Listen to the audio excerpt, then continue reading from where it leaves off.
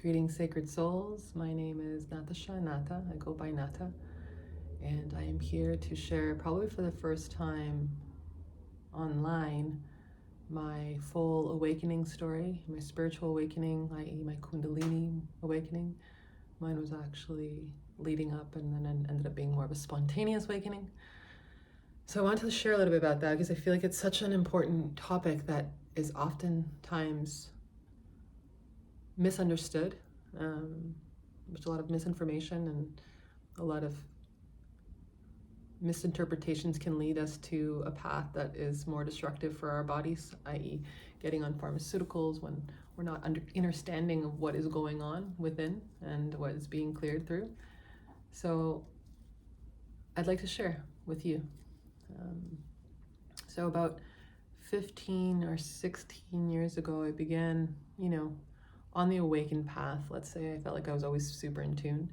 At the age of 11, I'll just back it up. At the age of 11, I had my first near-death experience where I was run over by a car, and that moment where you literally go up to the gates and see yourself below and meet that light is very true. I was very young. I really didn't understand what was going on, nor what would happen afterwards.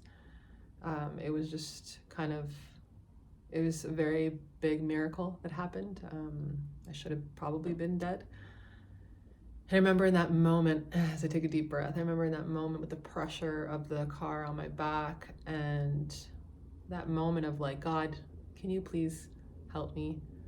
And it was really because I really could feel for my parents, and I could see a really kind of sad timeline that I didn't really want for them. It was really interesting because it all happened so quickly and so spontaneously. Kind of similar to, sitting with ayahuasca, for instance. It just like all these fractal experiences amplifying. And so in that moment, God saved me. And I know it was God because I asked God to save me.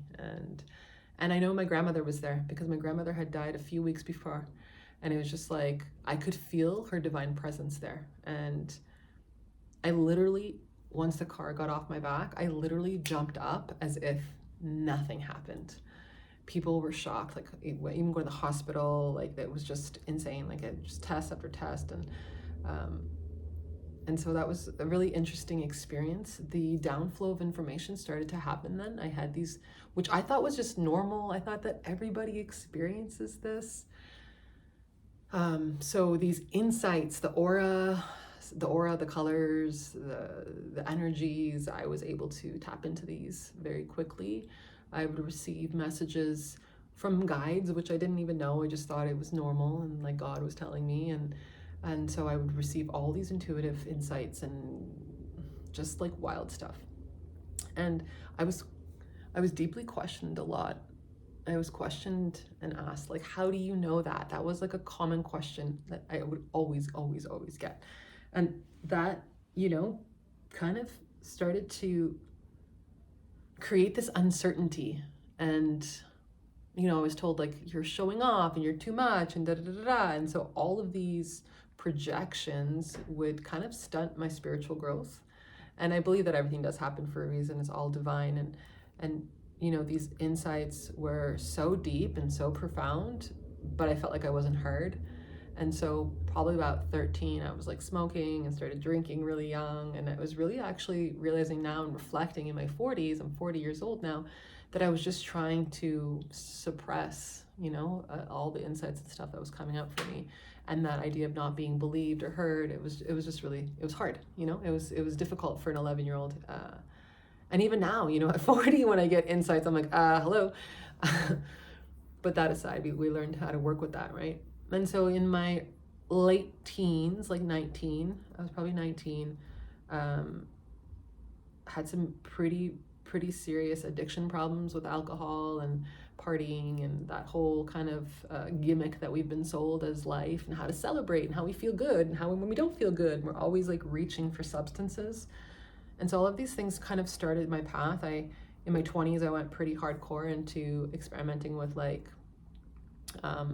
lots of partying and some drugs. And I always felt like I was almost like a light of savior in the groups that I was in. Like I was always hoping that they would shift And if they didn't, then I had to. And then I had another awakening experience where I got into a car accident. I was passenger. 2 car accidents in 1 week, another spiritual awakening. Because I had asked God, I'm like, if this is not my path, if these aren't my people, can you please show me the path? And that like spun me out on the highway. We smashed into a wall, airbags deployed. Like I was out for a second and back. And then again, Christ did. I felt like this energy, and a dear being in my life had passed away months before, and I could feel his presence there. And I was so grateful to him and to this earth, and then I bowed to the earth and promised myself from this day I would change again, and I did. And that was the pivotal point in my life that I made that change. And shortly after, quit smoking, quit drinking, honoring the path of the awakening. And fast forward years later, I was got more into yoga, more into opening, healing. I visited Peru, which was a very big activation. And not even for medicine ceremonies, just being on the lands was such a remembrance. And interesting, this hat's from Peru that I got 10 years later, as a remembrance. And like I could start remembering lifetimes in certain places where I was, and that felt really wild, but really like, oh yeah, like so familiar, and like I know this. So that really started me on this path of awakening, and I wasn't really familiar with Shakti, the energy of Shakti, and what that was. Like I was, this curious spiritual adventure, and that was like opening, and like meeting teachers along the way that would open more pathways, and like healing trauma. And then when I sat with Madre Ayahuasca in 2 ceremonies, probably about 6 years ago now, I had what they would call the spontaneous Kundalini Awakening. And I had no idea what this meant or what would come after. And so this would ignite, a very deeply transformational journey. The moment itself, which I'll probably talk about in a different video, but the moment itself of that spontaneous awakening, you can't actually put into words. There's no words for that. It did feel like bliss and ecstasy, probably for a few hours actually, and even after ceremony, that feeling of unconditional love, being seen and held, was quite profound actually. It was something that I'll never forget.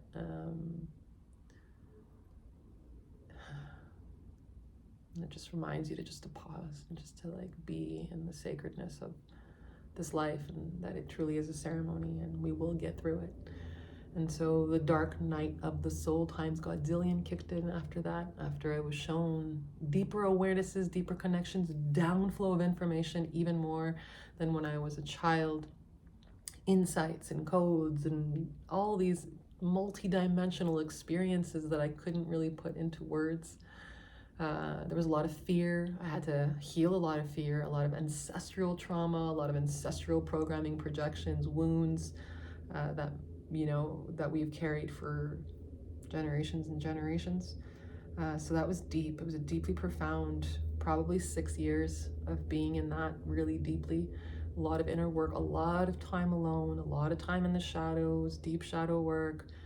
I didn't really feel supported after my awakening. I didn't really have the tools, but I know that was my initiation so that I can lead on this path, especially with psychedelic integration. And when we're using such powerful medicines, powerful medicines that we are using, we do owe, this deep bow to these medicines at this time, and a responsibility when we work with these medicines. And so my path has always been very unique and very much for me. I'm not one of those who could just fit in anywhere. Just really receiving all these insights and downloads was something I really had to like adapt to.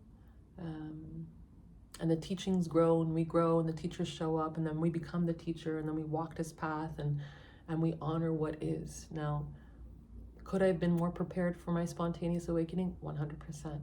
Did I really know? No. But my soul knew. And some of us, being very fiery in my birth chart, lots of fire, lots of fixed sign placements, there was parts of my soul that actually wanted that expedited kind of version. So it's also being mindful of what we're calling in and being prepared for, any type of journey or ceremony that we're a ritual that we're taking part in, that we're aware. And then we're aware of with these openings comes growth, and with this growth comes responsibility, and with this strength also comes a deeper sense of knowing and responsibility that we carry.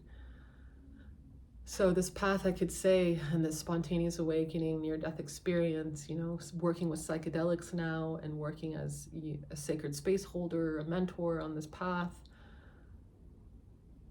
we don't need to rush, we don't need to rush. And the floodgates will open and insights and stuff will come through, and we can learn tools to ground ourselves. We can learn tools how to embody, like to be in our bodies. Because as beautiful and multidimensional that we are, we're also here to be in this body, to have this human experience at this time. So I would say that, practicing and embodying these tools is what's going to get us through these times. And as we're continuously, as a sister always said, she's like, we are continuously bowing at the altar of impermanence, just as nature is continuously changing and going through cycles, as are we. And this deep remembrance that we're being open to, it takes time and space to integrate. Integration is the most expansive tool that we can learn to use, is to create spaces to integrate, not just for like a day or an hour, but like integration. I integrated those ceremonies for 6 years, probably still integrating, as I do still get flashes and, still move through some trauma and fear of my own. I'm human, very human. However, along the path, we can honor that we're going to get through it. We're going to get through it. And even when Shakti starts to work through you and that innate power, she has potent sisters and brothers working with that energy. That is the ultimate spiritual adventure journey for sure. And so I will never say that I know everything or nothing. I really don't. I just know that my experience has been intensely beautiful. And with that intensity comes more beauty. And as we learn to navigate the realms in this multidimensional space that we are in, and learn to expand beyond our knowing, take up space, take up space in an infinite galaxy of space. That's why we are here. That's why God put us here, to remember and to remind others of our beauty and our intensity and our potency and our power. But with that comes sacred responsibility, reciprocity, and honor of this earth. Because we are nothing without this vessel, nor we are anything without this earth, that we are here, here not just to be drinking our lives away and drowning in things that we don't need. And I know that I would say that this path needs a lot of self-compassion, a lot of forgiveness, a lot of mindfulness, because it doesn't stop. We just continue to grow and to expand and to heal and to let go and to detach, fully detach. And with that, always we're reminded to pause and to breathe and to expand. And, even when those moments of like deep anxieties or fears, those waves that just come through, like most of them aren't even ours, right? We're in a collective pool of consciousness. And so just to observe that as it comes through and not attach to it as if it's mine, stories, So the spiritual awakening, the Kundalini Awakening process has taught me that, to pause, to self-reflect, to see where I'm holding, to see where there's tension in the body, because that tension in the body is a whisper. There's a whisper of, some sort of repression, unprocessed trauma, emotions, something that's buried so deeply within us. And it's time to let it go, to set yourself free, to live a life where you feel alive, liberated, thriving, joyful, anchored. And it takes a lot of courage, this path, the medicine path, the medicine woman's path, and the healer's path. It's when you know that you're supported, the unseen has you held. Call them in, call in prayer, offerings, all of the teachings that we've been taught. There are tools now tools that we used for many, many lifetimes, gatherings and sitting in circle and prayer and amplifying. To be thankful that we have this moment to be in this body, in this vessel, for this human experience. And observe from detachment, witnessing what is going on, and knowing that ultimately we can rise, we can shed, we can have compassion.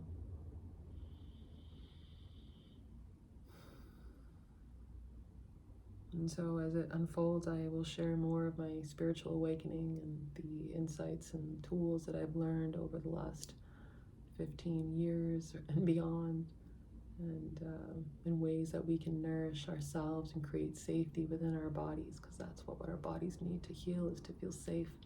And it's up to us to create that safety. That's no one else's responsibility to save us. No one's, not your parents, not your partners, not your kids, not your neighbors. No one. It's yours. It's truly yours. And so just know that you're supported on this path. And I know that the Kundalini Awakening is not easy. It's not easy. And that's why I almost chuckle when I see people like, I'm going for an active Kundalini Awakening. I'm like, whoa, dude, do you know what you're getting into?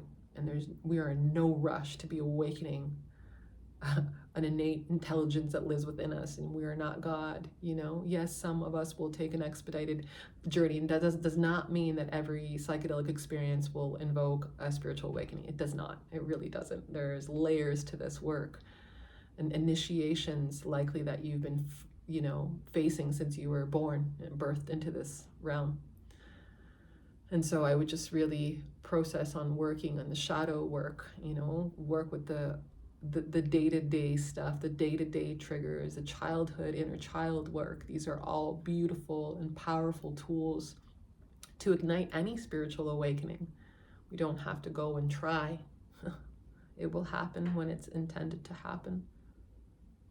And if you are working with plant medicines and psychedelics, I encourage you to work with a mentor. I encourage you to work with someone who will prepare you for the ceremony and after the ceremony. Integration and preparation are very, very powerful tools on this path. Very, very powerful. As these medicines carry great power, it's a whole new level of consciousness that you're introducing into your space. And so honor that. Honor the insights that you get from it. You don't need to be going and drinking ayahuasca every weekend. Integrate the first ceremony, those teachings, embody that. And then when you feel like you've embodied that in those teachings and unlayered and done the forgiveness and ho'oponopono and, you know, heal the relationships around you, heal the relationship with yourself, then by all means, open up the next chapter. But if we're continuously just bypassing because we're running from our truth and ourselves, you know, and these medicines can teach you, can be deep teachers, and that's why the preparation to sit with these medicines is important, so that when that whatever comes to face you, that anaconda or whatever it's facing you, that you can face it, that you're not running and hiding like you did in this realm of work, yeah, that we can face it, and we can honor that there is something so deeply hidden within myself that's keeping me stagnant and stuck in pain and dis-ease in my body and destroying all my relationships and toxicity that's around me. But you have to face you. And it's not about, you know, shunning yourself or low vibing yourself with shame, guilt, and judgment and all the stuff we've already trying to get away from. It's about finding that self-compassion and that forgiveness for self and others who have wronged you or who you have wronged. You know, these teachings come if you're open to the wisdom. And so I honor you for taking the time to listen, to honor this call. Whatever is calling you, honor that and prepare for it and integrate it. You know, there's so much we can do, and it's not a rush. I just want to urge you to know that it's not a rush. We are here. It's a human experience. Yes, it's a short time, but we can create the peace, joy, and harmony that we truly desire. That's the whole heaven on earth. If you can feel like heaven on earth in your body, you can feel like heaven on earth anywhere you are. And that sends a ripple, and that sends a message. And then you become magnetic. And wherever you are magnetizing that energy of divine love. But if you are bypassing and living in the shadow and projecting that shadow, and not facing yourself and not utilizing the tools and going back into those old timelines, going back into addiction and patterns and toxicity, you're choosing your path. That's what Madre taught me, is you choose. You choose. You choose your vibration. You choose where you spend your time. You choose how much you overthink. You choose what you eat. You choose what you drink. No one's here to save you. Just you. That's it. Just you.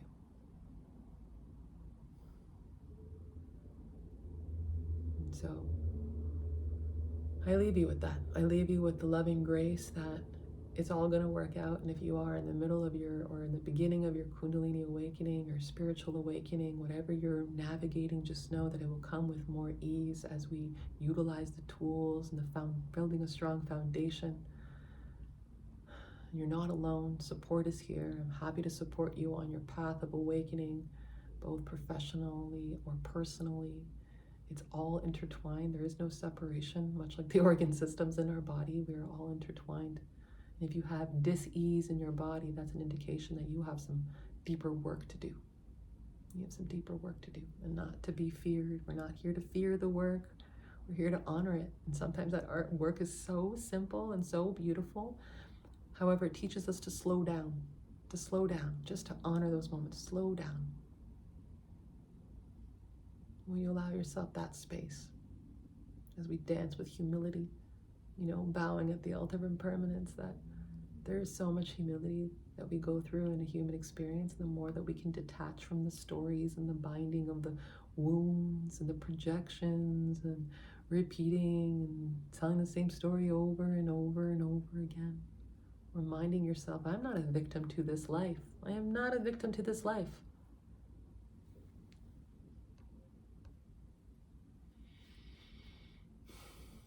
So, sacred souls, brothers and sisters, I honor you for walking this divine path. Know that you're supported. Reach out if you need support. There's information and links below. And be blessed. Be blessed.